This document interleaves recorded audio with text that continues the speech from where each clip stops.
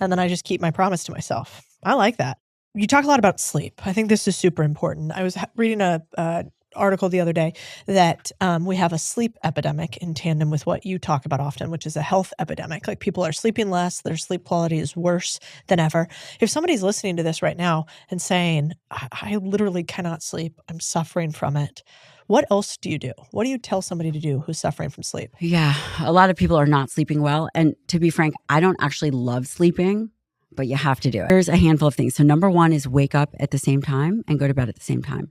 Limit overhead lights and a lot of stimulation. Number two, it's not great to have these huge meals before bed, but one of the things that we've seen in our clinical practice is people get hypoglycemic before, or actually in the middle of the night. So about 4 hours after people fall asleep, we see that they oftentimes get reactive hypoglycemia, which is just a big word for low blood sugar, and it wakes them up. So having a mixed meal, maybe a handful of carbohydrates and a handful of protein, you don't need to overcomplicate it. Handful of both could be yogurt and some fruit. Then you go to bed, you're much less likely to wake up with this reactive hypoglycemia. Is that what most often happens with people who are sleeping? It's they wake up in the middle of the night, not that they have a hard time falling asleep? They do. Interesting. And they could wake up from sleep apnea. Mm-hmm.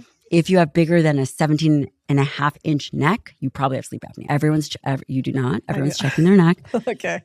If your partner snores, probably have sleep apnea. Yeah, I think Chris has sleep apnea. Well, yeah, of course. Every team guy I've ever met has sleep apnea. Yeah. But, they kind of don't like when they go to bed wearing the mask and the earplugs and the eye mask, they look like they're ready for takeoff. Yeah. It's just kind of like instant birth control. But still, it's really important because the data shows. So when I was a fellow, so I did my fellowship in geriatrics and nutritional sciences at WashU. And one of the risk factors for Alzheimer's was very poor sleep over time. Sleep apnea. So what do you do if you have sleep apnea? You get tested and you get treated. And that is not just mouth tape. No. Oftentimes people need to lose weight. Some people, it can be positional. And some people just have the kind of sleep apnea that requires an intervention. And there's nothing wrong with it, but you have to get tested. And you can do at-home sleep tests. It's not a big deal. It's super easy.